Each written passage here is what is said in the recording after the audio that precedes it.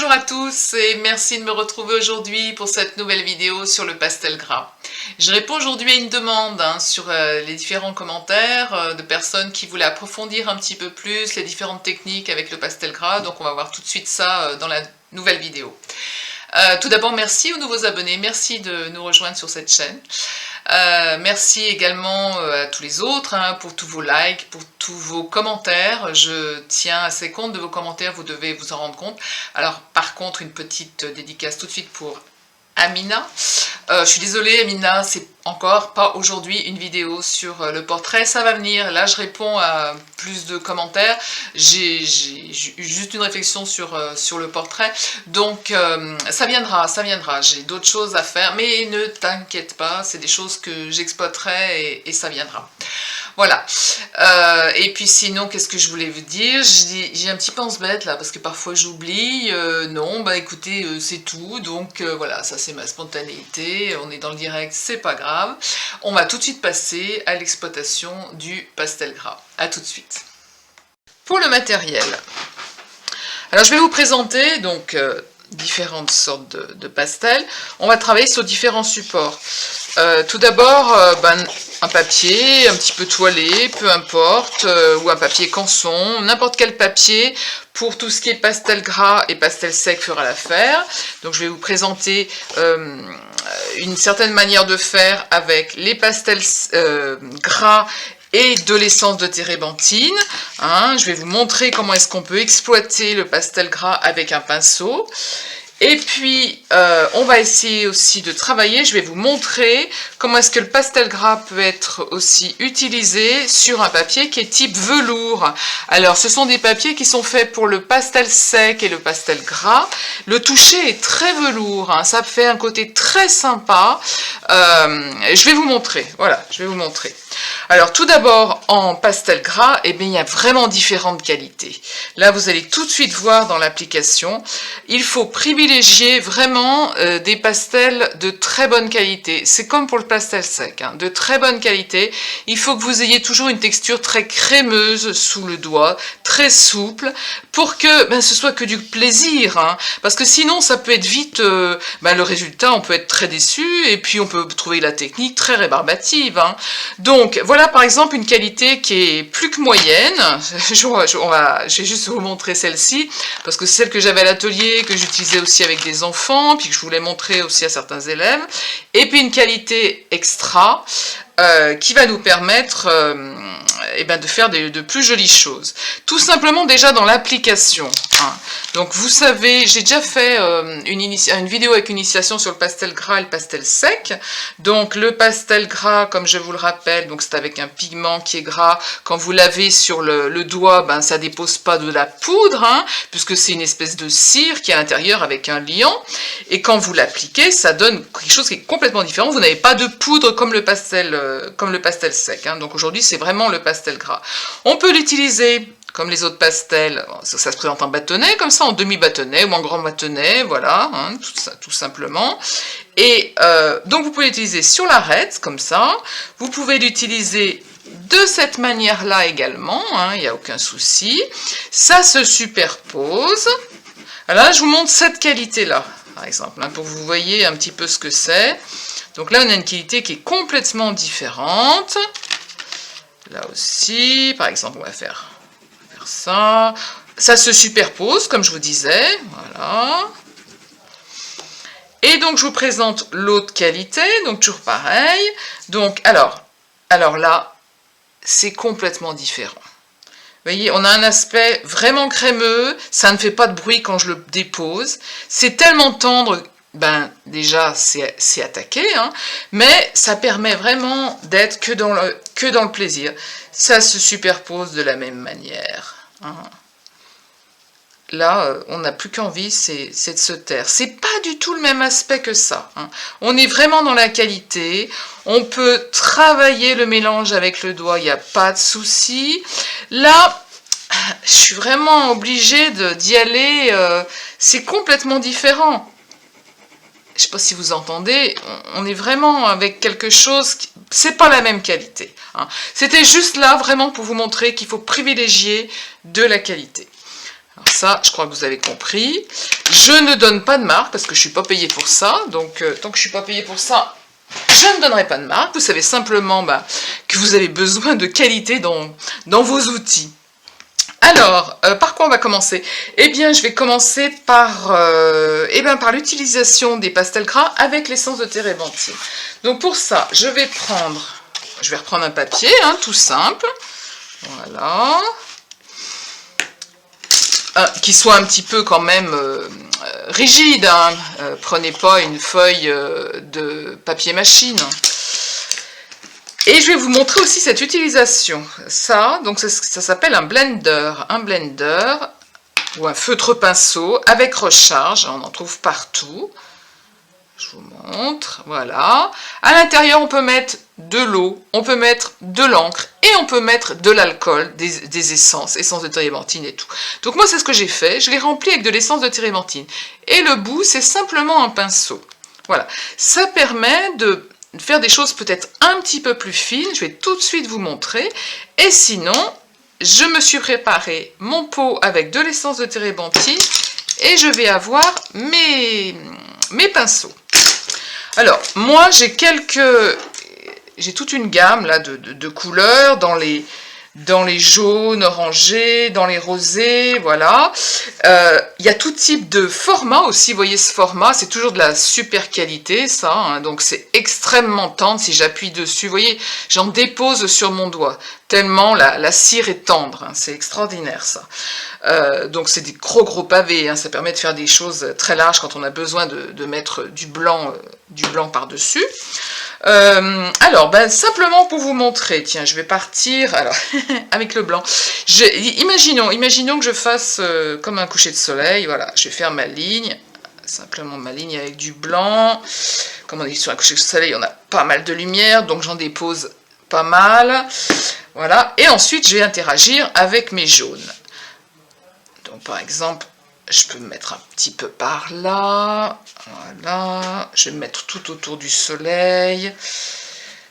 Donc ça peut se mettre, alors je vais enlever là ça peut s'utiliser soit avec la pointe, soit comme ça. Hein.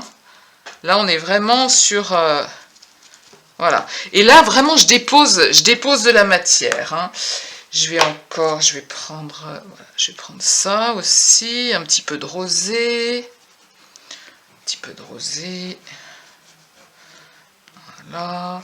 Là, je vais vous montrer vraiment les effets avec l'essence de térébenthine, pour que vous compreniez bien que ça peut se peindre. Alors, on va partir sur plusieurs jaunes. Hein. On peut avoir... Alors, ce qu'il y a de bien, c'est qu'on a... Là, il me restait un petit peu de orangé, c'est pas grave. On a un nuancier extraordinaire. Hein. Il faut aller chez votre fournisseur là, en art plastique et qui vous montrera les différentes nuances que vous pouvez avoir qui sont extraordinaires. Hein. Je vais repartir là, un petit peu sur mon blanc. Je vais faire des zones. Voilà. En reprenant aussi un petit peu l'orangé. Voilà. Je vais monter là-haut.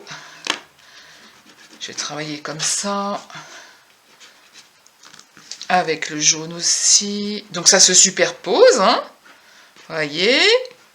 Je vais vous montrer aussi qu'on peut également l'étaler avec le doigt. Mais ce qui sera intéressant, c'est quand je vous montrerai sur cette carte velours. Alors là, ça donne vraiment une texture qui est complètement différente. On va monter là-haut dans notre ciel. Avec un petit peu le rosé. Je vais utiliser celui-là aussi, avec le violine. Voilà. Avec ensuite des choses. On peut faire tout un dégradé. Hein. Tout un dégradé. Voilà, j'y vais brièvement ici, parce que je vais simplement vous montrer avec le pinceau ce que ça peut donner. Alors, vous pouvez tremper donc dans l'essence de térébenthine votre pinceau. Alors, c'est pas la peine de détremper. Oui, mais elle a l'air bien rigide celui-là, mais ça devrait aller. Oh, je vais prendre l'autre. L'autre ira bien. Voilà, est plus souple, autant avoir du bon matériel. Donc je le passe sur mes teintes et ça va agir comme pour la peinture à l'huile, ça va se diluer. Voyez? Est-ce que vous voyez? Ouais. Je ferai un zoom. On va se mettre peut-être plus de lumière. Voilà. Voilà. Ça me permet vraiment... Alors là, sur mon pinceau, j'ai un petit peu de jaune. Je peux venir en glisser ici. Voyez? Ça agit. C'est génial. Pour les personnes qui n'ont pas en fait de peinture à l'huile et qui ont des pastels, vous pouvez très bien le faire avec un petit peu d'essence de térébenthine et des pinceaux. Et ça vous fait un effet peinture à l'huile qui peut être vraiment sympa. Là, je vais remonter là-haut. C'est de pas tout foutre en l'air. Je peux me refaire un petit test là. Voilà. Là, je vais revenir. Et puis, c'est pareil, hein. Je peux revenir ensuite par-dessus. Voilà. Pour essayer de faire, par exemple, un coucher de soleil dans la mer. On va se mettre là. On va reprendre un petit peu de reflet rose.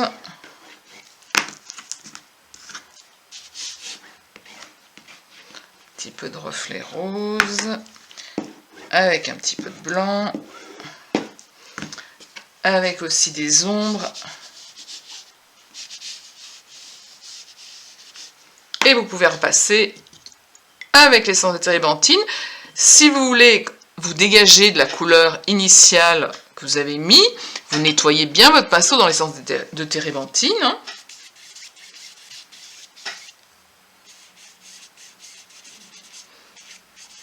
Voilà. Je vais revenir sur le blanc. Sur le... Vous voyez comme ça tire la couleur. C'est sympa, hein? Je vous dis sympa, comme si je voulais que vous me répondiez. Ben oui, répondez-moi, c'est sympa. Voilà. Vous voyez, ça fait des choses géniales. On s'y prend au jeu. Essayez. Essayez. Alors, en plus, cette technique... avec l'essence de térébenthine, vous pouvez très bien le faire avec les autres pastels que je vous ai montrés, qui sont de qualité moyenne. Ça n'a pas d'importance finalement avec l'essence de térébenthine. C'est plus là maintenant, comme je vais vous montrer, sur une carte où on n'utilise pas l'essence de térébenthine et où on utilise plutôt son doigt. Hein. Oh, ça fait trop plaisir. Alors, ça se casse hein, parce que c'est extrêmement tendre, donc on le réutilise, voilà, on peut en remettre par-dessus, on peut se remettre plus de lumière si on veut, on peut revenir avec la lumière, on peut revenir avec les ombres, voilà, hein, je vais m'arrêter là, c'est juste pour vous montrer que avec cette technique, on peut vraiment peindre avec l'essence de térébenthine. Hein, vraiment, vous voyez comment ça se dilue. C'est vraiment sympa. Je vais même venir chercher là la teinte, la couleur que j'ai mis là-dessus. Si, par exemple, j'ai envie de venir la remettre là. Voilà. On peut agir de la même manière. D'accord? Voilà pour l'essence de térébenthine. Donc ça, j'enlève. On va partir sur ma carte. Ma petite carte velours, là. Alors, elle est... Là, j'en ai aussi du blanc. Voilà, là, j'en ai du blanc. C'est velours, hein, je touche, c'est du velours, tout simplement. Donc là, je prends le jaune, par exemple, parce qu'on est parti sur les couchers de soleil. Hein. Je vais faire la même chose. Je vais faire ma ligne. Je vais faire ma ligne, voilà. Alors, la résistance est... Je vais prendre le petit. La résistance est un petit peu plus forte, ici, parce que je pousse le velours. Hein, là, j'ai une résistance. Vous irez voir aussi chez votre marchand une consistance un petit peu velours comme ça. C'est très sympa. Moi, j'ai choisi sur le velours, mais on pourrait tout à fait reprendre une autre carte. Hein, c'est pour vous montrer les différentes pratiques. Hein. Donc là, par exemple, je pars sur ma ligne. Je vais partir sur mon soleil avec bien mon blanc. Ce qui est génial encore, c'est que là, il y a une matière qui s'applique qui est géniale. Parce que c'est tellement tendre, c'est que du bonheur ça. Ça, c'est vraiment du plaisir. Voilà. Je vais repasser un petit peu. Pourquoi j'ai fait juste là, ouais. Je vais repasser un petit peu comme ça. Voilà. Et ensuite, c'est pour vous montrer comment est-ce qu'on peut l'utiliser avec le doigt. Je vais reprendre mes roses. Je superpose, voilà, je peux superposer différentes couleurs. Je peux reprendre mon jaune. Voilà. Il me semblait que j'avais un autre jaune qui était un jaune, voilà, le jaune d'or qui sera un petit peu plus significatif ici.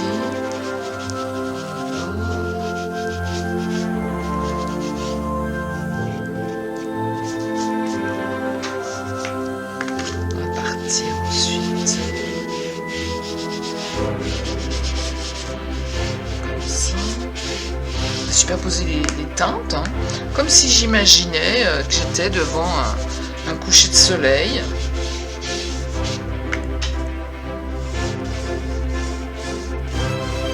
Coucher de soleil sur la mer.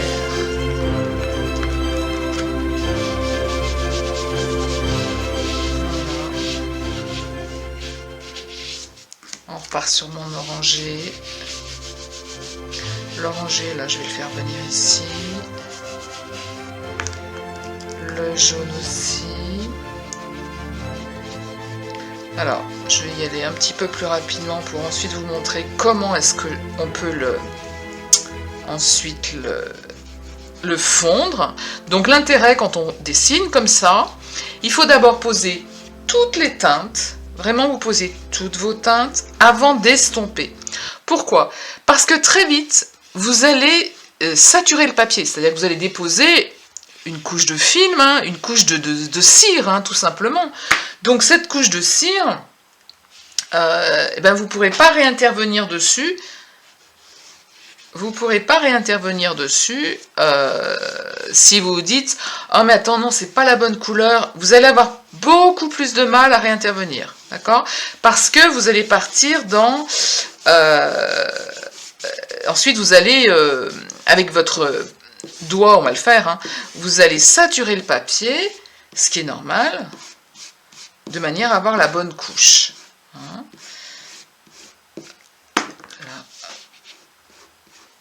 Voilà, c'est très tendre. Voilà. Alors, on peut déjà partir, imaginons, est-ce que j'en ai mis assez là? Ouais, je pense que j'en ai mis assez. Je pense que j'en ai mis assez. Je vais en mettre. Faut pas hésiter. Hein. Faut pas hésiter à en mettre. Voilà. Donc, après, avec le doigt, vous étalez. Vous pouvez étaler. Alors, avec un doigt propre, c'est mieux. Voilà. Vous étalez la matière. Là, j'en ai pas mis assez. J'en mets un petit peu plus. Voilà. Alors là, on est parti sur des formats, pas des formats, un motif qui est très large. Hein. Lorsque vous devez utiliser des formes beaucoup plus cernées, il n'y a pas de souci, hein, vous prenez des choses plus petites, un doigt plus petit, et puis vous cernez. Là, je pars avec des grands gestes, c'est normal. Hein. Voilà. Et on étale. Et ça s'étale très bien parce qu'on est sur quelque chose de... Eh ben, sur une matière extrêmement tendre. Hein. Je peux même en rajouter ici parce que c'est toujours pareil, j'ai de l'excellent matériel. Et avec ce matériel, eh bien, on peut revenir. On aurait peut-être un tout petit peu plus de difficultés avec ceux que je vous ai montrés, les anciens, là. Hein. Enfin, ceux qui n'ont pas une texture absolument géniale, qui ne sont pas d'une qualité absolument géniale.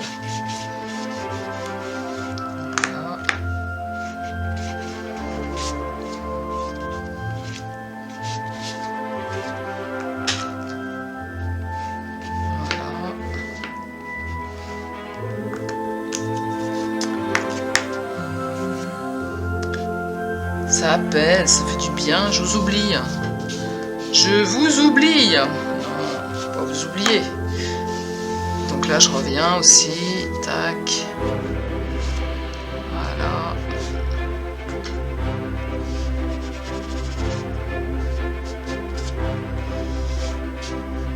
Voilà. Et vraiment, ça se pousse, ça s'étale parce que c'est de la bonne matière, d'accord? Là-haut, pareil. Alors là, je peux travailler aussi sur un petit peu plus de nuages. Revenir. On peut imaginer, hein. Vous voyez, je reviens quand même dessus, hein. Parce que j'ai de la bonne... j'ai de la bonne cam. Je ne saurais pas dire ce nom. Et puis avoir bien des nuances. Vous pouvez travailler avec les nuances, hein, vraiment, je vous l'ai déjà dit, renseignez-vous par rapport à vos nuances, renseignez-vous dans les magasins exprès pour ça.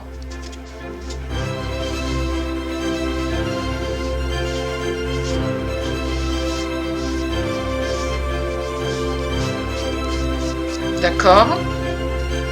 Je crois que vous avez compris, là, c'était une toute petite vidéo, de nouveau, sur le pastel. Moi, je reviens parce que j'ai vraiment une bonne qualité, hein. Avec l'autre, je pourrais pas revenir comme ça. Je pourrais pas revenir comme ça. Ça me permet de retravailler. Voilà. Par contre, là, ça n'a absolument aucun intérêt de passer avec le pinceau, puisqu'on est sur un papier velours, et ben voilà, c'est pas intéressant du tout, hein. D'accord? J'aurais trop envie de continuer, mais non.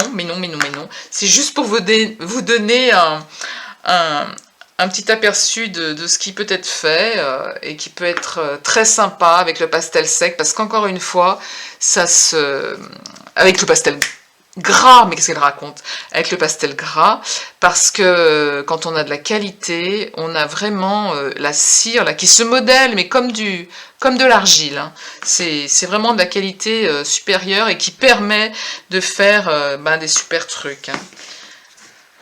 Des super trucs. Bon, allez, je m'arrête parce que j'aurais envie de continuer.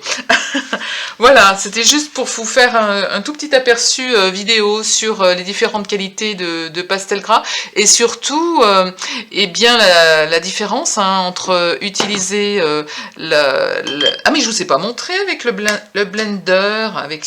Je vous ai même pas montré. Alors, je vais revenir. Où est-ce qu'il est, bon, que je vous montre avec mon blender. Alors ça, par exemple, c'est utile sur des petites surfaces, hein. Là, on a fait une grande surface tout à l'heure, mais si par exemple, je faisais, voilà, je vais faire, je sais pas quoi, un rond, quelque chose.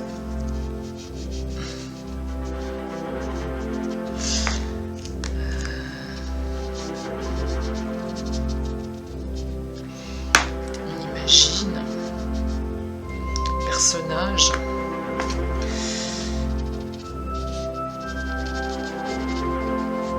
Voilà, début de personnage. Voilà.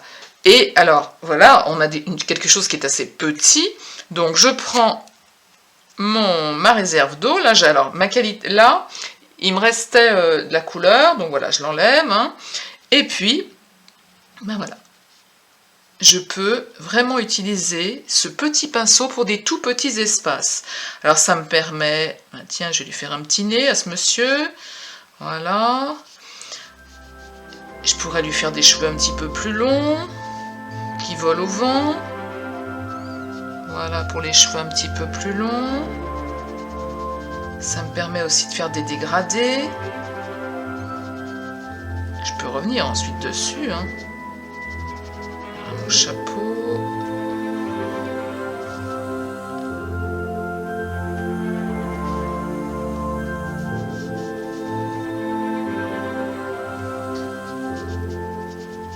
Voilà. Vous voyez, c'est sympa, hein, parce que le pinceau fait que... Alors, je peux appuyer aussi dessus. J'appuie pour recharger. Voilà. Le pinceau fait que je peux tirer la matière. Et du coup... Voilà. C'est comme si je peignais. Donc ça c'est tout à fait sympa. Hein. Comme si on montrait quelque chose. Voilà.